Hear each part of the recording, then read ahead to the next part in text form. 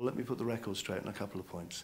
First of all, the inspectors have no powers whatsoever. They have no more power than you or I do in terms of common law.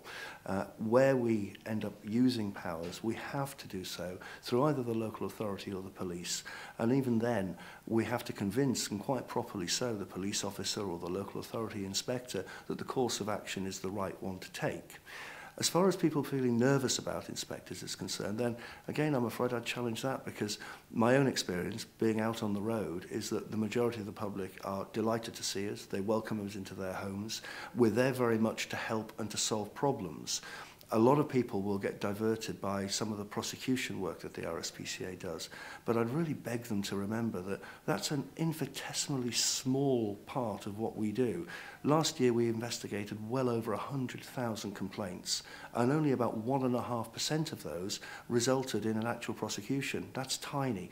For all of the rest of the time, we're talking about advice, information, offering finance in some cases, taking animals to the vet and getting them much needed treatment in order to improve welfare.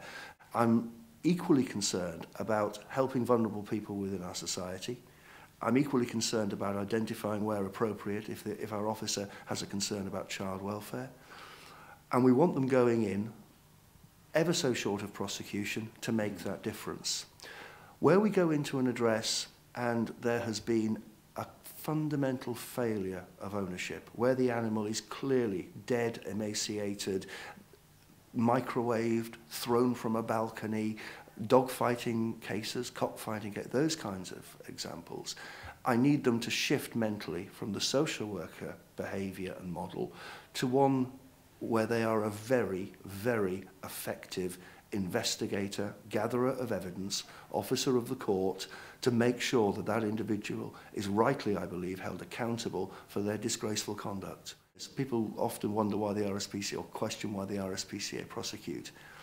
It certainly isn't for publicity, because it isn't cost effective. We could spend a lot more on direct campaigning publicity rather than go through prosecution if we wanted to. It isn't to see long custodial sentences or get costs or fines.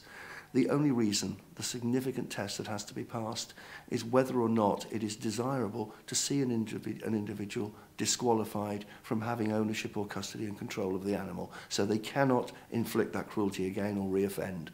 And anybody who is in any illusion, under any illusion, about why we prosecute really needs to remember those words, please.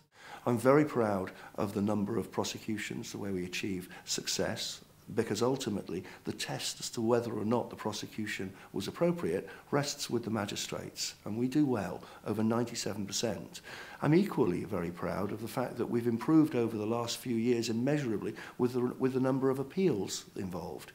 And that's an interesting one. The RSPCA can't really be measured like for like with any other organisation in the prosecution arena regarding appeals. And I think one of the reasons for that is that it's very emotive, because it's about people's ownership of animals. And I would suggest that if you've been convicted of almost any criminality, appeal is an option open to you, but you're far more likely to take that route if it's something that, however misguided, is as close to you emotionally as a pet.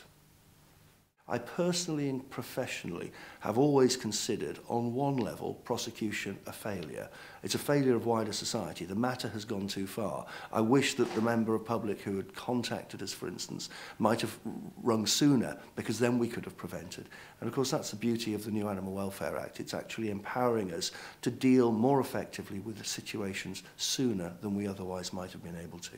Now, when we issue our own version of the welfare or the enforcement notices, that's a moment in time for the owner. That's saying, we think you've crossed a line, we've measured you against the 5 freedoms, and unfortunately, we found you wanting.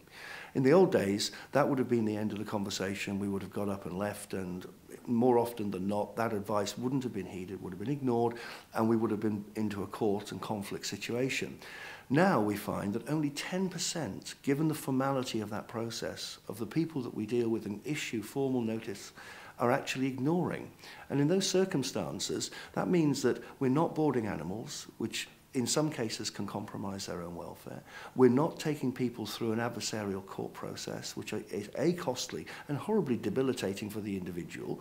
It means that it's a formal form of education, so problem solving, which is what the Inspectorate has always been about, if you don't blind yourself to the prosecution work. And it's much, much better for the animal, because as a serving officer and throughout my career, I've had to stand by and watch owners ignore advice and allow the situation to deteriorate to the point where an animal has actually suffered before we could step in and do something constructive. And thank heaven that those days are gone. I'm no proponent of animal rights. I'm no proponent of vegetarian or veganism. What I am is a champion for animal welfare and the prevention of cruelty. I think there's a massive gap between the rights issue versus the welfare issue.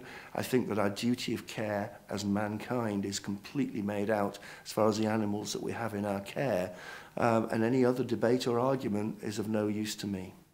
We have become the National Health Service, if you like, for animal welfare in this country, and I am aware that there are some other organisations, and let me say at the head, we work collaboratively, constructively with many excellent charities out there, but there are one or two who will be very selective about the dogs that they take. They'll take the Bichon, they'll take the miniature Yorkshire Terrier. They won't take the status dog or the one that's coming towards the end of its life and has heavy veterinary costs involved. They will refer those members of the public to us, knowing what the likely consequence will be. We will not likely, in many circumstances, we won't say no, because taking possession of the problem, offering that service is something that we've always done. The other charity will then fundraise on its non-euthanasia stance, and I think that's disingenuous. My people, the inspectors of the RSPCA, do not join to put animals to sleep, and so when they have to be faced with criticism about the fact that the RSPCA euthanizes too many animals, that really does hurt. I guess the other one is the idea that we are too focused on prosecution, because I see on a daily basis the huge effort that goes into not getting us to prosecution and the education done by inspectors on the doorstep. And I wish that I could virtually put every member of public, every advocate for cruelty or critic of the RSPCA beside an RSPCA inspector for a week. Then they would understand, and somehow I've got to find a way to do that.